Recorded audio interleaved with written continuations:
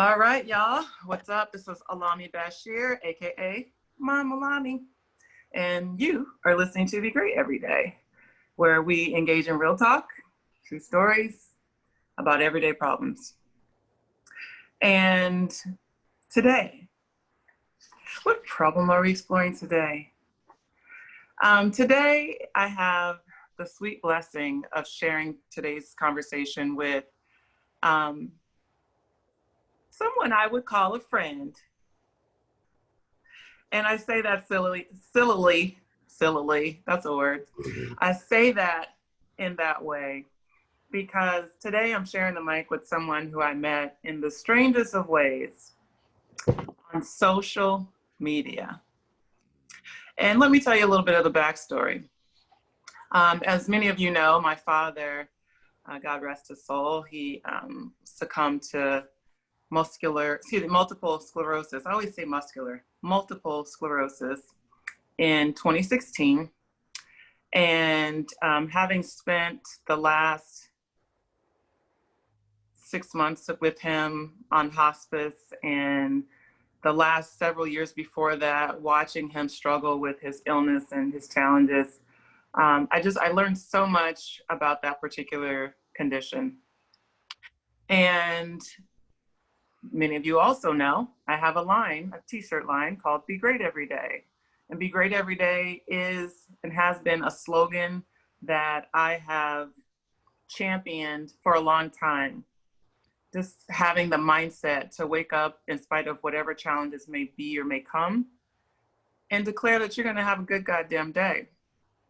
So I was on social media one day looking at my hashtag Be Great Every Day.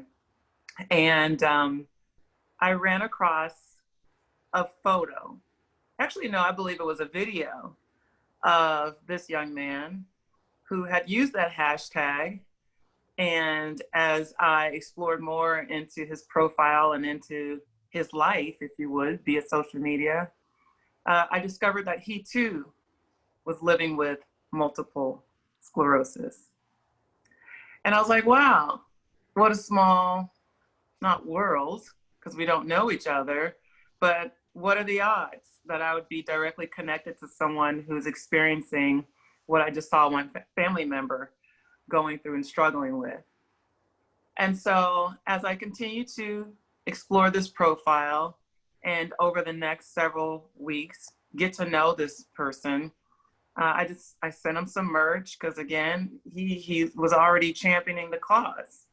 He was living with a debilitating condition. I won't dare say disease, but living with a condition that most of us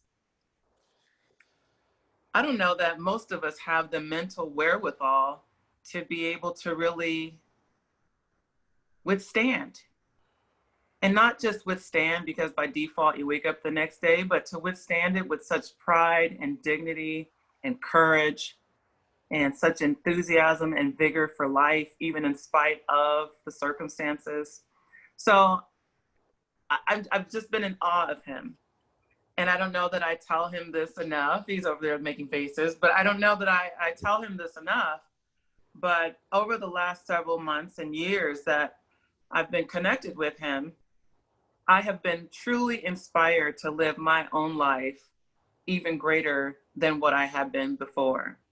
It's like when you wake up in the morning and you have, fully functioning limbs and control over your speech, and you have all the things that you take for granted on a given day, and you see someone else that's struggling to maintain those things, it gives you a broader and deeper perspective, give me a deeper sense of gratitude. So I'm happy to share with you that in today's conversation, as we talk about, and I hate to call it a problem, but that's the name of the show, is Be Great Every Day, is today we're going to explore what it's like to live with a chronic illness or condition and still find a way to have a great day no matter what. Today, I want to talk about the mental impact of having a dis-ease. Dis, D-I-S hyphen E-A-S-E, dis-ease. And so today who's joining me today is I want to call you Arthur. I know he wants to go by AP or Art. You can call me Papillon. whatever you want to call me as. Like, Art Papillon is joining us today, ladies and gentlemen. thank you very And much.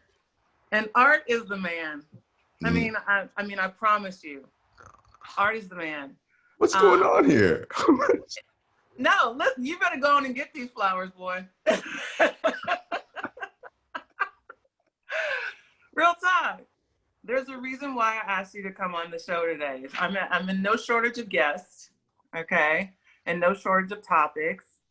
But as this show is called Be Great Every Day, I think it's important to tell stories about folks who are living that journey, you know? Not just waking up every day by default. I have to say that again. Not just waking up every day by default, but literally making a conscious choice every day to live at the level of your best, whatever that is on that day. That's what this show is about, Art. I don't know if you've been listening, but that's where I'm at with it. I was just wondering who you were introducing because I really didn't. I, I'm humbled, thankful for the invitation. I'm humbled and thankful to even know you, to see what you've gone through and know your story and everything. So I 100%. I'm not good with this at all, especially on the other side. I don't even know how to act. I'm dead serious. This happened to me the other day. I'm on an accountability call and they're talking about this person, line of the week, blah blah blah, and I'm listening. It's 6 o'clock in the morning, and then they say Arthur, and then I'm thinking, oh man, there's a new Arthur in the group, and I'm trying to look, and then boom, I pick. I'm like, what? I'm gracious and thankful, really, because I'm just doing what I know how to do, which is keep fighting, keep grinding, and not giving up. So, Yeah. yeah.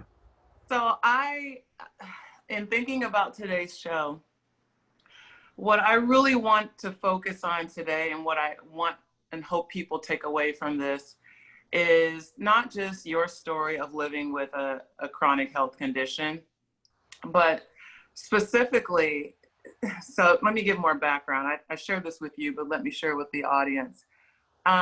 What I've noticed as someone who's had multiple family members with various ailments, as I mentioned, my father with multiple sclerosis. I had a brother who passed away. Actually, my brother and my uncle passed away from cancer this year. A few years back, someone that I really love died of a heart attack and had lived with heart disease. So as someone who has seen from the outside, folks get diagnosed with different ailments and then have to go into this intensive treatment plan to treat their body, I have noticed the impact of their condition on their psyche, okay? And what I've also noticed is that, from my father to my brother to my uncle, like what I've noticed is that they were all universally committed to treating their body and the illness. They were warriors to fight the fight, right? Going to get the treatments, going to get the second opinions, trying all the alternative things. Like they were committed to healing their body. But what I saw over the course of their disease, is that it really weighed heavy on their minds. Living in chronic pain, not having the ability to function in the ways in which you are used to, or that's been your norm. Now having to take all of these different treatments and engage your body in all of these different situations that are supposed to heal it, but at the same time causing lots of challenge. I've seen the mental impact of dis-ease on folks' psyche. And so what I really want to talk about today is not just, you know, what you're doing to care for your body, and we can talk about that as well. I really want to talk about how are you caring for your mind, okay? All right. Yeah, and I'll tell you guys, I'm gonna stop talking, but before we got on this call, he said, I've never done so much homework in my life for an interview. Yeah, I want to call you out. And I'm like, what are you doing homework for? This is your story. This is just sharing your journey. But what I received from that, Arthur, is that so much of what you do, you just do it. It's not premeditated. It's not learned. Or maybe it is, it's cultivated. Something has cultivated in you, but it really speaks to your inner value system, your inner framework that you operate from. So I hope that your homework, quote unquote, was not outside of yourself and into some textbook or computer, but really honing in internally on what you do to support yourself mentally. Okay. Definitely. So I'm going to stop talking. Your turn. So maybe you can speak to that. Maybe it's fair to start with, why don't you tell people what your condition is and how it's impacted your life physically, and then maybe you can then transition to mentally. I went from having being diagnosed with multiple sclerosis in 2007, a month after getting married, a month after starting a new career, to now in 2020, that is now multiple strengths. I've been able to re-engineer what I went through, from the really quote unquote bad situation to still going through everything, surviving it, ups and downs, medications, family, friends, like everything. But throughout it all, one of the main things that happens is, and everyone needs to understand, no matter whether it's MS or fibromyalgia, cancer, whatever it is, your mind will play tricks on you, straight up. Like, I remember like it was yesterday, this hearing, you know, and I've said this to you before, you have MS, and I just remembered the Peanuts, that Snoopy cartoon when the adults would talk, the wah, wah, wah. That's all I heard after that. MS and wah, wah, wah, wah, wah, wah. And he said, well, to help you out, we're going to give you this drug. And it was Percocet. And at the time, tizanidine or baclofen, which was a muscle relaxer. I hadn't taken any drugs at all.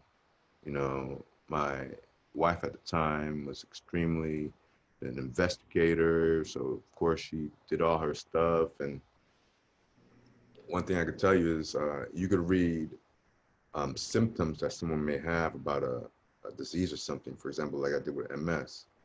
And whether you believe it or not, or understand it or not, all those symptoms that you read, somehow in your mind, some of them you will start believing, and then you will start mimicking, because sometimes it's easier to mimic something than to deal with something. It's much like, I'm gonna go have this cigarette or this drink or something else because it's getting my mind off of this. Our mind can do the same thing. So the first thing for me, way of getting out of it, was understanding that everything that I was thinking was actually it, you know? And if you can think it, you can make it come true. And if you obsess on it so much every day, like I would wake up every day and I'm, okay, well, I can't move my hands, I can't move my legs, I can't move, then I can't do this and that. Then I start looking at other symptoms, and then other things start happening. And that was strictly my mind. So I had to stop obsessing over things like whether, if I have anxiety, depression, anxiousness, and just started becoming more of who I am now, because we always have this thought of, oh man, like now with this pandemic, everyone's like, I can't wait to get back to normal. There's no more normal. Like, Right. I said this to my students. I remember after 9/11, um, going through the airport and everything, and people were like, "Oh man, I can't wait till this TSA stuff gets over with." And no, this is going to stay. Just like many people were laughing at people that were in Asia wearing masks and stuff about a year ago. Right.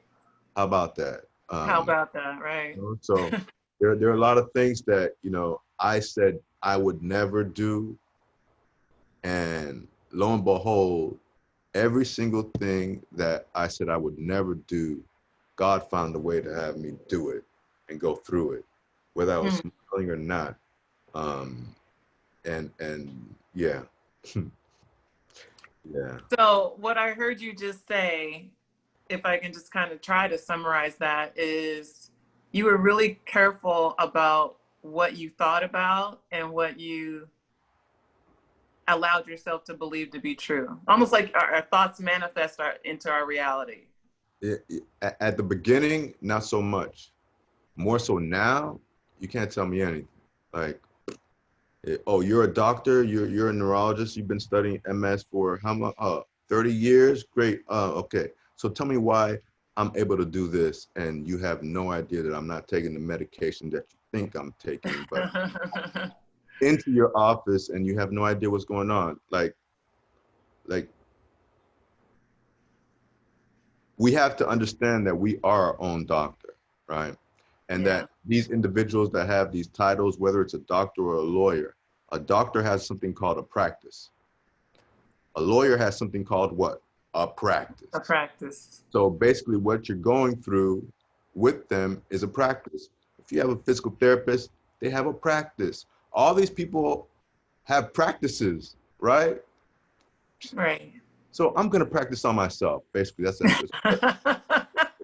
Love the process that I had. Like, I'm not going to let you tell me what you have no idea. Like, you don't know me. I remember saying this to one neurologist.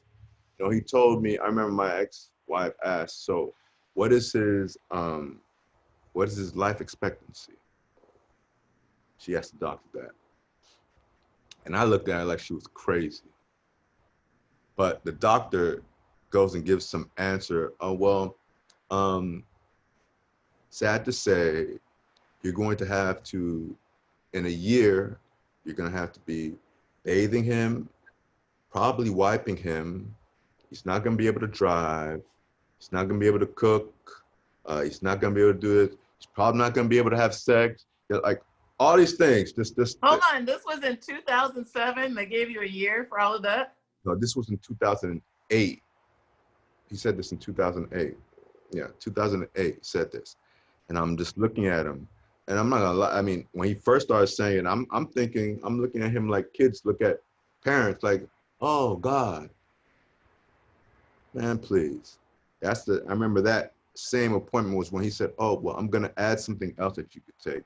It's this thing that's gonna help with nerve pain, gabapentin, and this other thing that's gonna help with when the gabapentin isn't working, this other thing called Cymbalta. So you got Cymbalta. I said, but I have some pain usually. Oh, well, I'm gonna give you this other thing. It's called Oxycontin. Ay, ay, ay. I was on Percocet, Oxycontin, muscle relaxer, and Cymbalta, which he said it was for nerve pain, but somehow I see that between him and my ex-wife talking, it was for depression. But nobody told me what I was taking, like, oh yeah, it's for pain. Yeah, so. Did you feel depressed at the time? Not at all. Not at all. Not one bit. Not one So bit. in 2008, you were coping mentally. I won't say I was coping. I think I pushed everything to the side and I started teaching. So I went from the entertainment industry to teaching math, algebra. So I dove into teaching. Gotcha. I was that person that, like, I had a sound system in my class. and then a Promethean board, the touch board. There were only 2 in the whole school. So you walk into my class, it's music.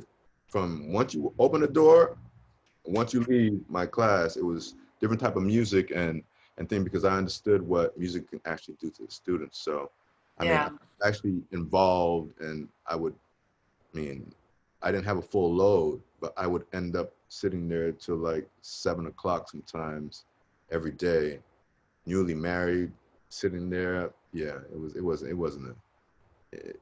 was a deflection so that I really wouldn't have to deal with the understanding and the acceptance of the disease, because there Sure. was happening before I got married that I really didn't understand. I was extremely fatigued when I was traveling from state or country to country.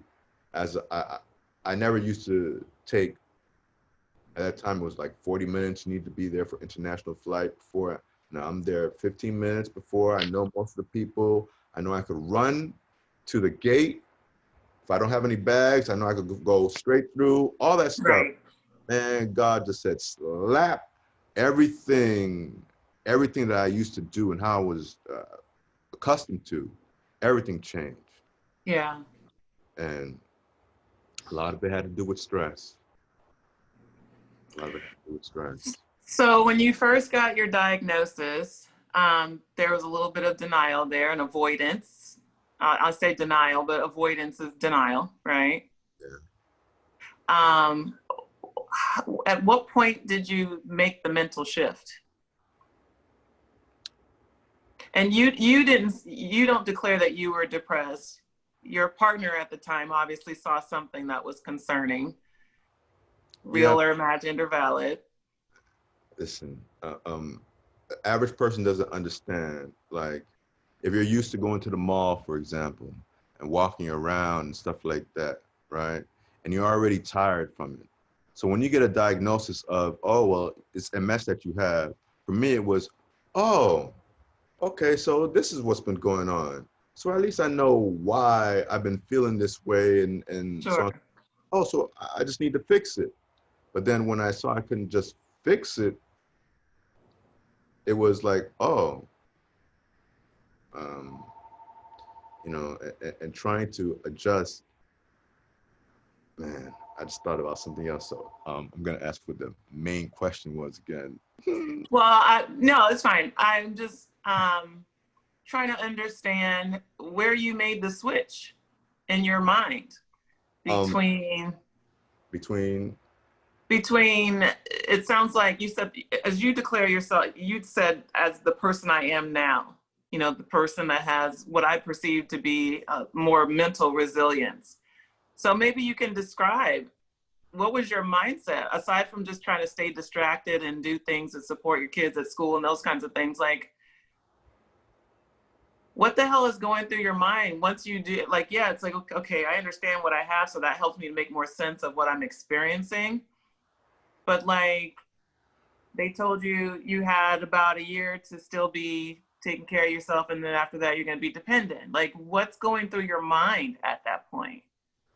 when he's telling me that, I'm like, I can't let her live like this. Mm.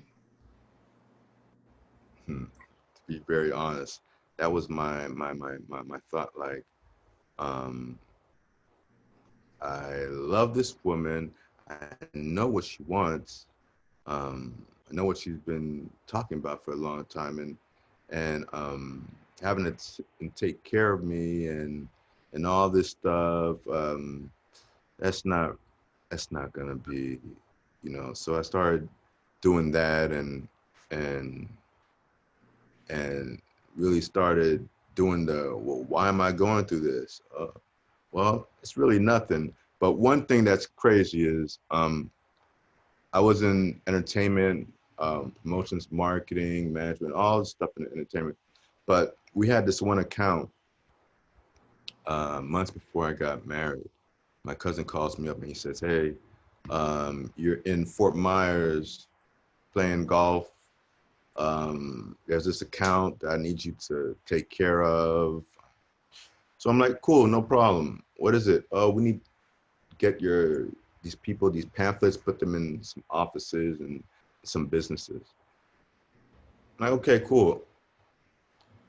Lo and behold, it was the last event that I actually promoted or did. It was an MS event. It was an MS walk and bike event. This was in 2006. Wow. Um, and then a year later, I get diagnosed. So it's Wow.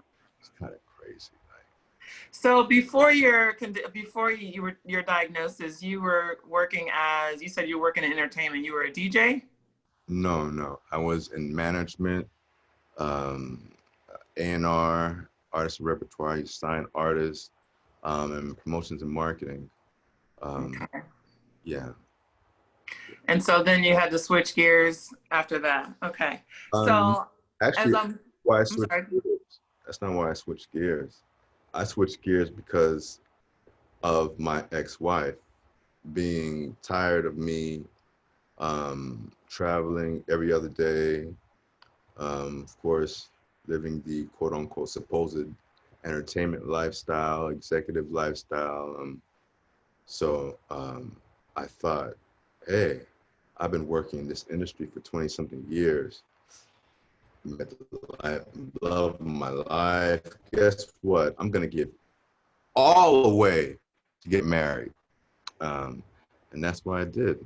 I Wow. just cold turkey, just let everybody know, hey, y'all can keep and hold everything, and I'm gonna get married.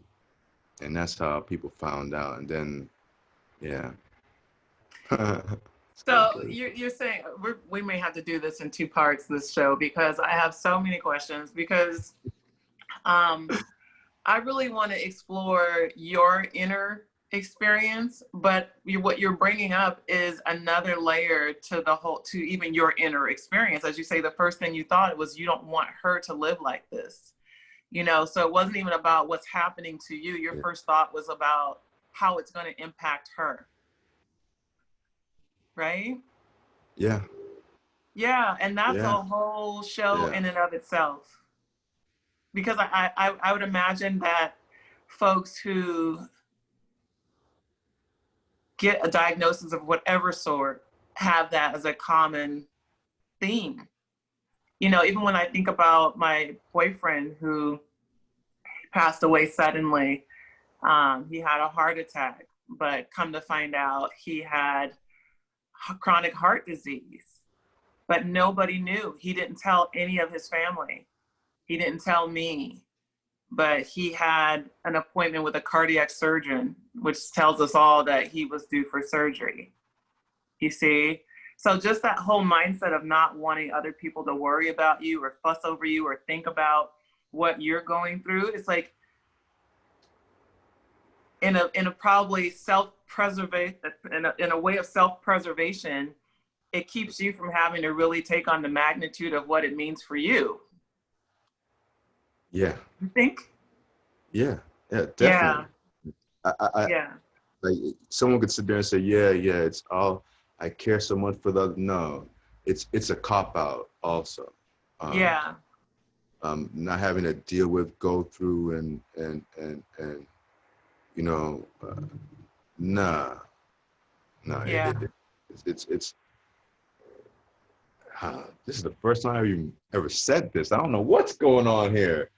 But yeah, this is yeah. Uh, I'm just wondering how in the world you got me to talk about this because Well, many listen, times, if we go places you don't want to go, just oh, we'll have a safe word, silver. I Just have say no silver.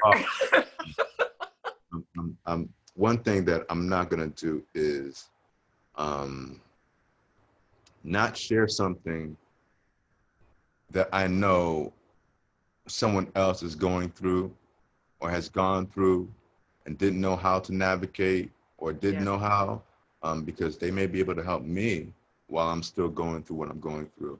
But I know that everything that I've gone through, because I'll sit and think about like, why did I go through all this? Like, I understand now it was all for a purpose.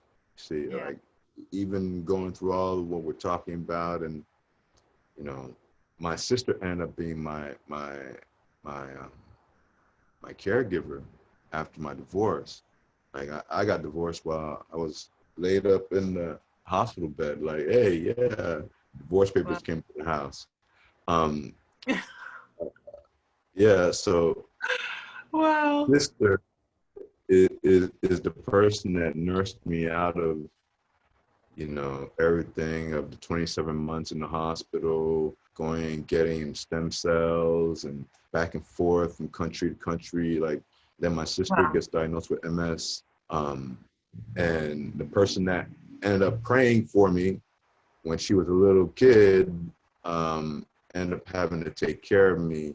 And I feel somehow, some way, my sister used to sit there and say to God, please take that off of him and give it to Mm. me, because there's no Wow. hereditary situation. MS isn't in my family. Like, so yeah, Wow. the reason of all of what I've gone through is to help others going through, and I'm just the same way when you started talking. Like,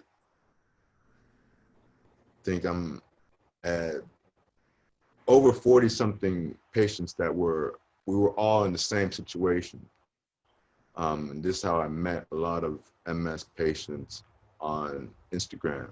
Mm. So 40 of us that, well, there was more than 40 of us, but there are 40 that are starting to like get up and get out and do what they said everyone said they couldn't do. Like, so Right. that I get more out of that than anything else. Like, it may sound crazy, but the greatest thing that happened to me was MS, because I was That able to. doesn't sound crazy to me. I know how God works. It's just that wacky. Yeah, Going it's through just all that, strange I was enough. able to find myself, my real self, and be able to, you know, talk about it and deal with it. You know, MS wasn't what brought anxiety onto my life. You know, Mm. I've always been a leader. I've always been a speaker and all that stuff. But a little thing that people didn't know was every time I spoke, like I spoke for my college's commencements as student government president. Every time I spoke, once I got off that stage, got out, boom, I'm out, because I didn't want people around me, the anxiety feeling with people. Like, Right. no one ever knew that, like for years. So I waited till MS came up. And I was like, oh man, this anxiety feeling I'm going through. Oh man, this depression stuff. No, because I was able to mask it.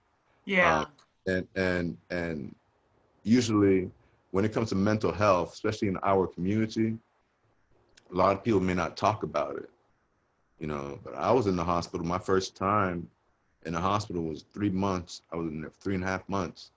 And with MS, once they admit you, first thing they do is they give you pain meds. Usually it's morphine, Mm. okay?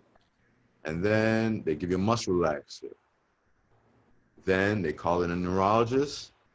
Then they call in a psychologist. Just like that. So they do, okay, great segue, because that's the first time that I've heard of any mental health being proposed to any of the people that I've described earlier, my family members. That's the first time that I've heard of any mental health professional being incorporated into the treatment program. Now, I know my brother was directed because he suffered from depression. He was functional. He still was out and about. He was a social guy. He was still out doing things. But in his private time, we all know he struggled. And at the end, he started to talk about it a little bit more and a little bit more. And he spoke about it to somebody who obviously directed him to some support groups, and he started going. And as Black men, that's a whole other show, right? We're talking mental health, and then we start talking mental health and Black men. That's a whole other realm of stuff, right? Because I won't say Yeah, y'all, yeah, but yeah. historically speaking and culturally speaking, Black men are the least likely to seek out mental health assistance and are probably the most in demand, Yes, right? I mean, yes. health conditions aside, right? We can talk socially and go and all of that if we want to, but um, I'm really happy to hear that that was at least offered to you. Tell me what that experience was like. What did they actually come to do? What did they offer you?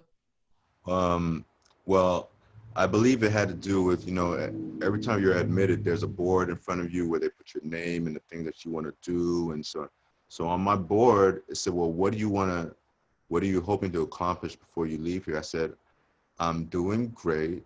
I only have good days and great days. I want to walk out of here. Well, I will walk out of here no matter what. Come to find out, that was one of the reasons why the psychologist came, because they thought that I was just um, lying. They thought you were crazy for thinking that you were Yeah, going to walk out of there? yeah, they thought that all that, like, oh, and then you add my ex-wife then saying, oh, well, I feel he's depressed. So you add that all together, and then they come speak to me, and then they're like, oh,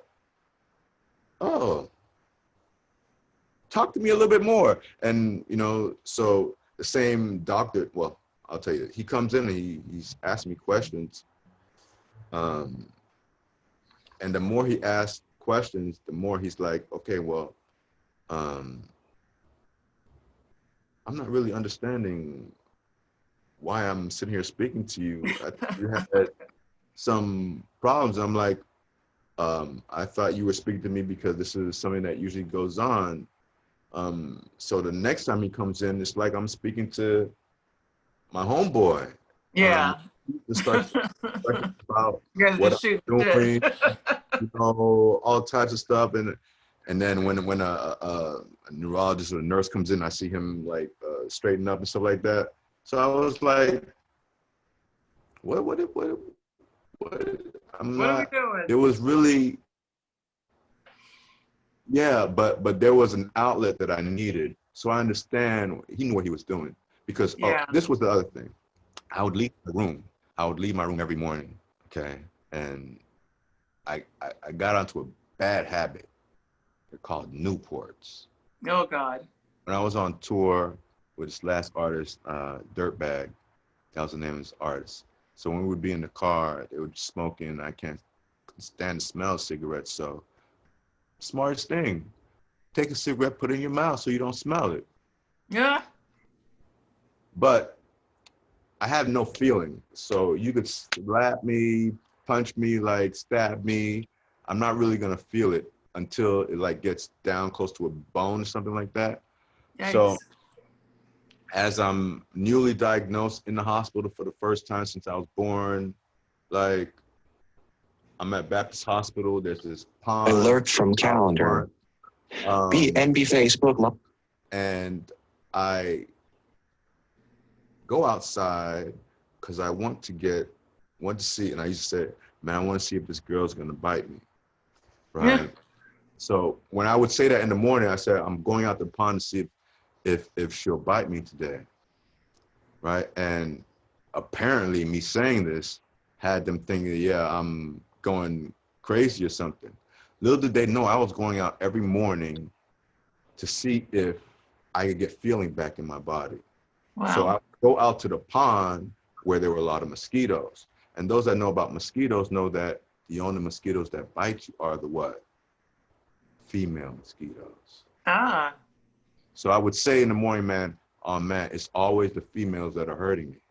So let me go try that. So as I think of all this stuff, you know, I used to, oh man, well, that's the reason why. And you know, I had to find different things to do so my mind really would not completely take me out. Yeah. My mind could take me out. I'm in a hospital bed. All my people, like, nobody believed I was in the hospital. But I also didn't tell my family for like 2.5 months until I was in the hospital. Wow. Yeah, the only people that knew were my ex-wife's mother and father, and 2 other people because they were from FIU and then they were working at the hospital. But yeah, I was that person. Wow. I was that person. I know I went a bunch of places that I probably shouldn't have gone. I'm sorry. No, you're fine. It's fine. So we're winding down on time. So I want to make sure that I'm able to incorporate some strategies into this thing for folks who are living with some kind of chronic illness or disease, or maybe just pain, right? Some people are just living in chronic pain. I have people in my family that have major back issues. And while it may not be a diagnosable or major condition, it becomes a real hardship for them to have to manage every day. You know, nobody likes to be in pain every day. Every day. Nobody likes to have limitations on any part of their life that they don't choose, right? So it's like, how do you cope with the mental impact of your physical condition? And I wrote down some stuff, and I'll just go through it. And then if you have things that you want to add to it, I want you to just jump in, okay? But really what we're talking about is mindset. How do you keep a healthy mindset? And from what I can see from those around me, and even as I hear you tell your story, it's about being positive, right? Like staying positive, staying committed to being optimistic, you know, staying encouraged. And there are so many ways to nurture that. As I work with clients who are dealing with different issues, and again, positivity is universal. It doesn't matter what you're going through, whether it's a health condition or just general dissatisfaction with your life, or you're struggling with some other aspect of your wellness or well-being. Being positive is always going to be the first gateway. It's going to be that's going to be the gateway to go through. So how does one nurture positivity? Reading. I don't know if you did any reading, but I'm sorry, go ahead. No, I couldn't read. Mm. Can't read. Well, I mean, I know you can read, but what was debilitating? So if I'm looking at since fourth grade, I stopped reading books. Mm-hmm. And then I just started reading like dictionaries, law dictionaries. I didn't read Scarlet Letter, all that types of, like, nah. So when MS hit, for me to follow the lines and everything became a problem. I would start getting a headache and then forget about it. So I think you asked me, what did I read? That's what you asked? So reading wasn't something that you incorporated into your kind of self-care repertoire. No, it was more listening to music, and seeing and hearing things. Because my eyesight was also failing me, which I didn't know that was the problem also that was affecting when I was looking at the words, because I thought I was dyslexic or something. I didn't like, but yeah. Interesting. So that totally makes sense. And I like how you said, instead of reading, you would listen to things. So some folks might choose to read spiritual text, religious text, self-help books, those kinds of things. But listening to music to help you keep a healthy mindset. And I know that's kind of a universal thread for many people that I know. That was one of the things that we did for my father when he was in the hospital, was we took a Bluetooth speaker up there so that he could listen to music. And that made a world of a difference for him, right? Yeah, absolutely. Because it has a vibration, and it may not be physically, literally healing the body, but it absolutely uplifts the spirit, which gives the body another fighting chance, right? Yeah. But other things to listen to might include some kind of podcast like this one, Be Great Every Day, or listening to inspirational speakers on YouTube, or on some website. I know a lot of people are listening to church services online now. So choosing something conscious, something encouraging to listen to. I was fortunate that I'm a Seventh-day Adventist kid, so I started off as a gospel singer. I bet you have a great voice too, a great singing voice. Appreciate it. Not good with compliments at all. So, as I was saying, sorry. I don't like you. Um, I forgot what I was saying. So you were saying that I said you were a singer. You said you weren't. But we were talking about things that you listen to. We were talking about Oh, music. I was fortunate enough to meet a lot of nice, great people, and at 16 years old, I have my what I call big brothers, mentors. They visited my school because they were part of a group called Bell Tower Ministries from Oakwood College, and it was Irvin Daphnis, um, Eric Thomas, that some of you may know, another guy Hayden, David Troford, and so I've known these people for a minute. So while I'm going through what I'm going through in the hospital, I'm grabbing, old videos that I find, So I had that, and I had people like Commission, Fred Hammond, Yeah. Marvin Sapp, and I was keeping inspiration around me, not strictly religion around me, but Sure, sure. inspiration around me to get me through what I was going through. Because once again, I was in the hospital for 3 months, newly married. I'm in the hospital, like, yeah. So everything I'm going through, my roommate and every man, music was a biggest, one of the biggest for me because I come from music. So Yeah. even now, I have a nonprofit organization that is all about using music as therapy, to help not only with the mind, body, and soul, because I've been able to help other MS patients, cancer patients, fibromyalgia patients, lupus patients, those going through sickle cell, dementia, what All else? kinds of stuff. Tell me All the name kinds. of your organization. Stress 411, Stress 411 Inc. Okay, we'll Uh, put it in the description so people can go there and maybe support your effort as well. Listen, I support my effort. You wouldn't even be able to find my site because I'm still the same way. We do what I do, and I don't even promote it. Like, I was in an argument with someone today. I'm like, yeah, how many people are you feeding? Like, yeah, we feed about 400 people a week, and Listen, food, get yeah. out of town. We are going to promote it on this show. Okay. Yeah. Thanks. I'm getting better at it, because I feel wholeheartedly that I've been given a blessing. Like, unless you really understand where I was 10 years ago, 5 years ago, if you go to Facebook, you can see where I was 5 years ago. 5 years ago, I just got out the hospital yesterday, 5 years Yeah. ago. Wow. Barely Wow. talking, couldn't walk. Like,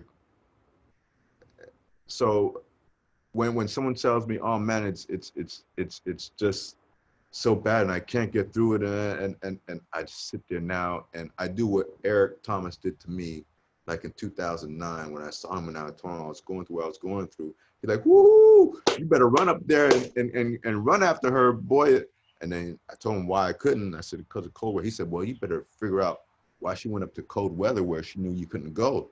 And, all things click, and Yeah. then I come to understand and see things differently, that all these things were to happen so that I can be right now speaking to you. Sure. Oh, of One course. thing Full circle is right different. here.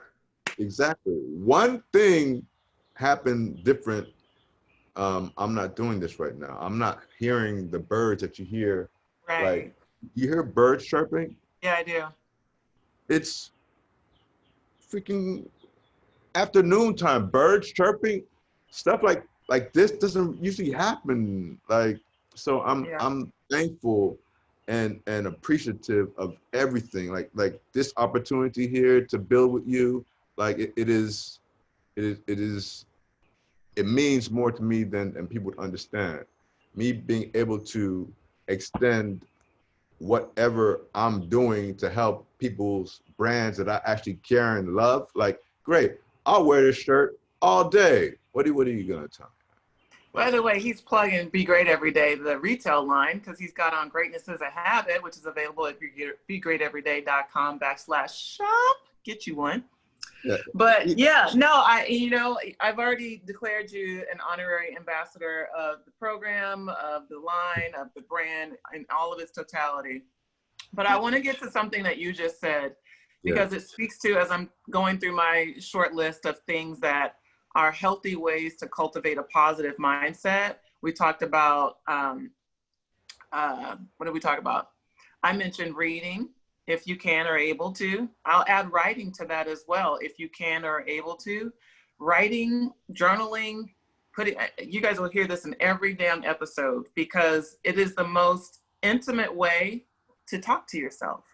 It's the most direct way to get to you, is by journaling, self-reflecting, right? So if you're trying to cultivate, not typing, not typing, writing, handwriting, that whole transmission of the kinesthetic transmission of thought. Yeah. So reading, writing, we talked about listening to music as another way to cultivate a positive mindset. And you mentioned something that I have as a bonus, but I'm going to come back to it.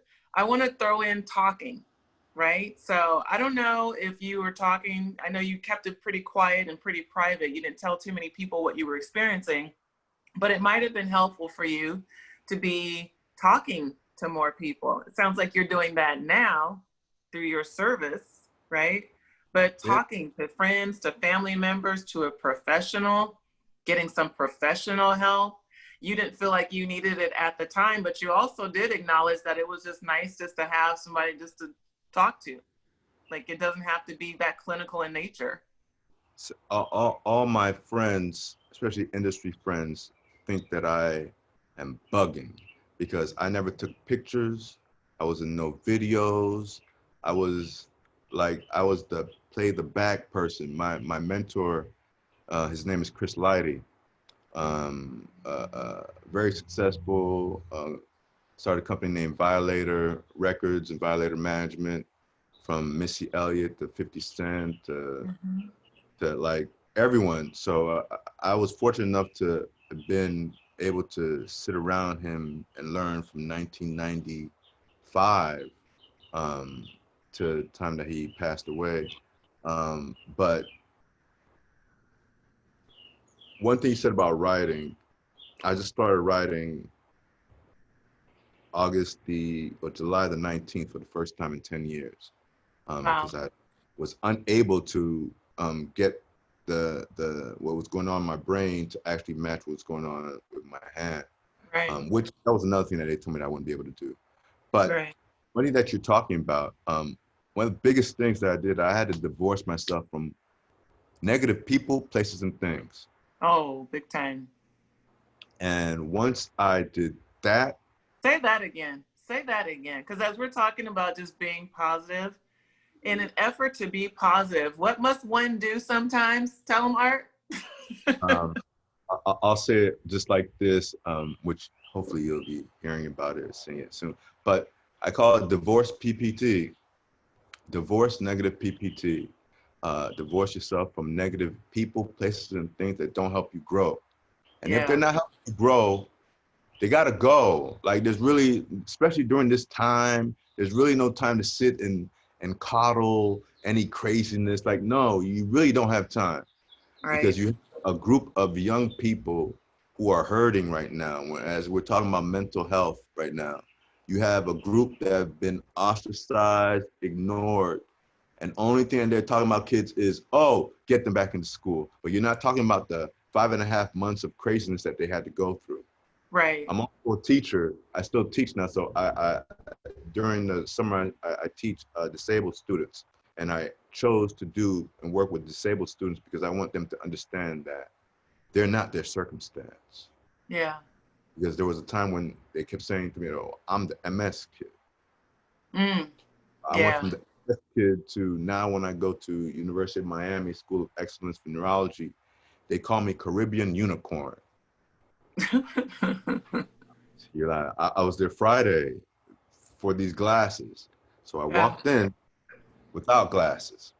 Now, a few weeks ago, I couldn't see. I was actually going blind, 20%, right? Mm-hmm. They gave me steroids, double dose for 10 days, and said I had to come back in a couple of months to see what would be done because my eyesight should hopefully do a little bit better. Mm-hmm. Okay, I walked in without glasses, read some stuff, blah, blah, blah. I start hearing them speaking Spanish, which I understand, which they still don't know. I'm like, oh, okay. I know what unicorn means in Spanish. So I said, oh, I'm a unicorn? Yeah. Really? And they said, oh, really? And they told me my number. There's a number. They have a number for me and everything. But it is not just a saying to me about being great every day. It's not a saying about finding greatness or never giving up. Like, if I have it on my body, if I talk about it, I'm doing it. Yeah. Or I will be doing it. Or I'm striving to be that. For it. Sure. I strive every day to be great. So of course I'm going to do something that's great. Like, great. Well, you didn't expect me to come in this ophthalmologist office here without glasses on, being able to read all the signs. Right. And then next thing you know, there's my ophthalmologist, Dr. Wong. She's the number 3 ophthalmologist in the world, and she's telling me, "What did you do? Oh, I think that the drugs that we gave you are." Come to find out, they sent the drug that I was supposed to get to the wrong pharmacy. Yeah, the wrong pharmacy. So as I'm sitting there talking to her, she's like, so you "Oh, actually but had not taken the drugs that they I thought didn't you. take the drug." Okay. Not at all. After saying, "Oh, it's the efficacy of the drugs are helping the situation," and I said, "Dr. Wong, I didn't take any drugs. Like, I hate to tell you this. My natural regimen," and I tell them what my natural regimen is, and of course they're like, "No way possible." I'm like, "Yeah, all the way possible. If you don't mind, go ahead, take my blood, do what you got to do, take the test," because they did it over there at the neurology place, and they wasted their time because I'm good. I'm supposed to be on 27 meds right now. Yikes. 27. 27. I take 1 infusion every 6 months. I'm walking. I can see without glasses. I use these only for reading, so I can actually see what I'm looking at, like, and read it. But I'm driving, started a couple of businesses, like, so limit. Yeah. We were talking about limits. The whole thing about limits is limits are set on what people believe. So that doctor that sees me and says, "Oh, from the people I've studied that have MS, none of them have been able to pass this bar if they have primary progressive MS. I have the worst form of MS, my dear, the worst form. Yeah. Me, I fall in 1.3 something percentile in the world. Wow. It's not gonna get me. Wow. I like it. It's in my mind now. I'm out of the set of, oh man, it's getting me. It's getting me. No, no, no, Yeah. no. Like I say to the people when they ask me, "Oh, describe MS." Okay, well, you got the Bloods and you got the Crips. Okay, you got some authority in the middle. So the Bloods wake up every day in my body because this is my strongest side of my body. This is the weakest side, right? They try to kill off this side every day. Every day. That's what they're set to do. But what happened to me the other day is, this is crazy. While I'm sitting here talking to you about it and it's just coming out of my mouth. You see these glasses? These were my previous glasses, right? Yeah. I had them on this couch. So when I came to sit down, boom, I sat on them. As you can see, one of the lenses can't go back in because I broke the frame. So I was wearing the glasses like this, right? For a minute. This is my weak eye, all right? This is my weak eye. This is my strong eye. So my strong eye has the lens and everything working, but this is my weak eye. Yeah. Would you believe that because of me wearing the glasses like this for a couple of weeks, strengthened this eye with no lens? Like, listen, I'll practice Yeah. on myself because I Right. feel Back to better that. on myself. Like, come on, a little mistaken practice helped me go to them to let them see my eyes work. Like, come on, man. I'm sorry, I know I went a totally different place, but No, limitations I think are that's major. pretty important for you to share. Yeah, I think yeah. that's important for you to share how you're beating the odds and how I know you don't you were getting all weird at the beginning of this because I had such an intro for you, but I have to go back there. We only have probably a couple more minutes here and I have to wrap it up. But I think that you've shared some really important points and I want to just kind of extract them out of the show. As I just mentioned a minute ago, just having a positive mindset. And you've declared that you're not going to quit and not going to succumb. So it's not just being positive, but it's being definitive in what you want, declaring what you want. You said something earlier about your thoughts, and we were talking about how your thoughts can manifest into your reality. So you don't even entertain certain thoughts anymore, right? Like these are the things that you are intentionally and maybe even subconsciously doing that support yourself. I was talking about some other kind of casual strategies that one can use outside of oneself, like, you know, again, the writing, the journaling, talking to people and that kind of thing. But you also mentioned something else that I think is important for us to mention more boldly here, is that you decided to be of service to other folks who are struggling with their illness. And there's a lot to be said for that. For someone like yourself who has your own shit to deal with, to then take time out of your day, out of your schedule, and give attention to somebody else's struggle and be really intentional about helping to support them. I think there's this reinforcing mechanism that happens in that. You know, But when you're of service to somebody else, it actually is feeding you. I gotta interrupt you though. Yeah. That comes from what I got. I had to end up going to We have 1 minute. yeah. It's all because someone named Jeff Siegel helped me learn how to walk again, which was, he just told me I need to get back on the floor and crawl. He had primary progressive MS, just like me. This man now is a world-renowned health expert. Yeah. So if you see it in front of you, just like our Black and brown boys and girls, if they see it, they can understand it's real. And if we foster that in them and let them know that, okay, you think it, foster that and help them cultivate it, you get through anything. I don't care who you are, what you're going through. And if you die from it, guess what? You're not gonna have to be thinking about it anyway. So what are you worried True about? story. Like, I'm sorry.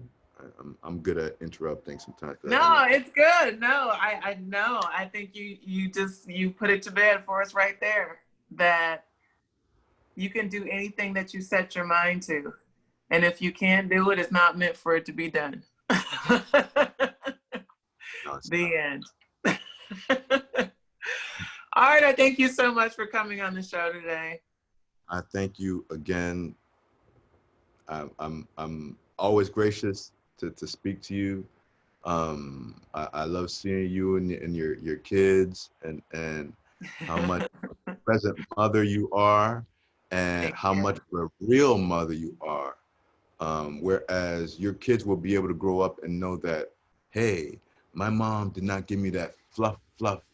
No, she Yeah. gave me real, and they're able to adapt and grow more Yeah. without that other thing, you know. So I'm thankful for meeting and knowing you, because you are a queen for sure. And Aw.